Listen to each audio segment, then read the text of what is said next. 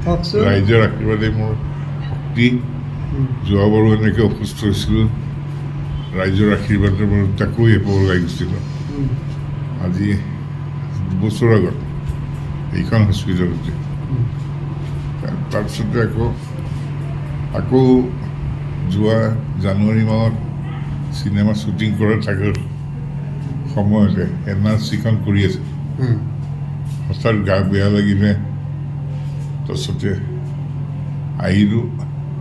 এনেই এই মেডিকেল কলেজত ডক্টৰ প্ৰণৱজ্যোতি ভট্টাচাৰ্যই তেখেতক মই হাৰ্টৰ হেৰি কাৰণে সুধিছিলোঁ ক'লে নহয় আপোনাৰ পেচমেকাৰ লগাব লাগিব তাৰপিছতে লগে পেচমেকাৰ লগালে যাতে সেইখিনি সময়ত চৰকাৰে মাননীয় মুখ্যমন্ত্ৰী মহোদয়ে মোক গতিকে পেচমেকাৰ হয়তো কৰি দিলে চবেই জানে সেইখিনি ৰাতিটোৰ ভিতৰতে পেচমেকাৰ লগালোঁ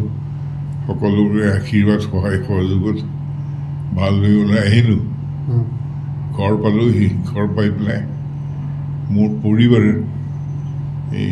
হোলীৰ দিনাখন ৰাতিপুৱা গা পা ধুই পেলাই পাকঘৰ সোমাওঁতে তাতে তেওঁ প্ৰেচাৰ ষ্ট্ৰক হ'ল হৈ পেলাই এটা চাইড পেৰালাইচিছ হৈ গ'ল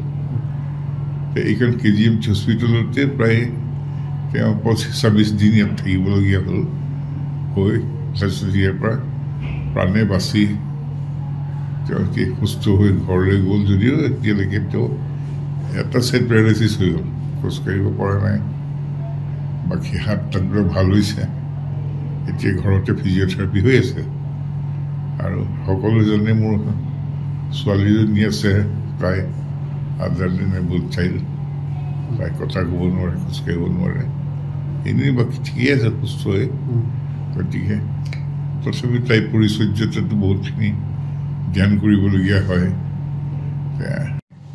বেছি আপুনি আকৌ পৰিলে এতিয়া মই চোৱা চিতা কৰি আছিলোঁ হঠাৎ সিদিনা ৰাতি এই টোপনি জলতে কিবা মই পৰি পেলাই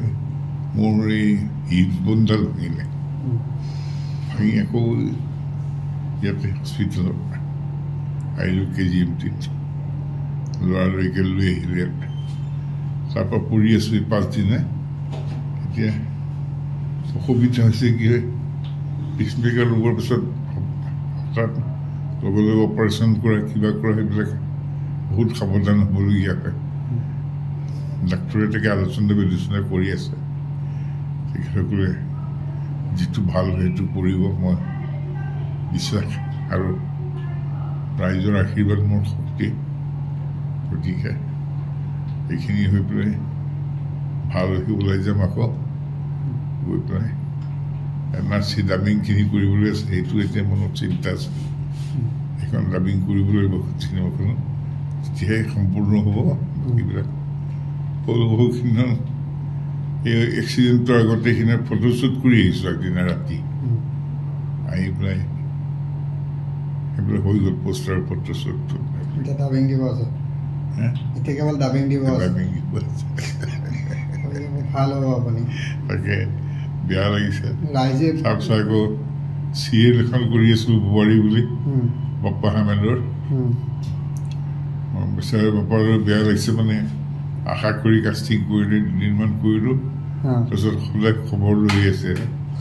ভাল পাই কেতিয়া ভাল পাব দাদা পাইছে নে দাদা এবাৰ বেছি বেয়াই হৈ গৈ আছে মোৰ আপুনি সোনকালে সুস্থ হৈ যাব পাৰিব গৈ পেলাই আকৌ মই কামে কাজে লাগিব লাগে সেইটোৱে আশা কৰিছোঁ ঠিক আছে সেয়া মানে ঠিক আছে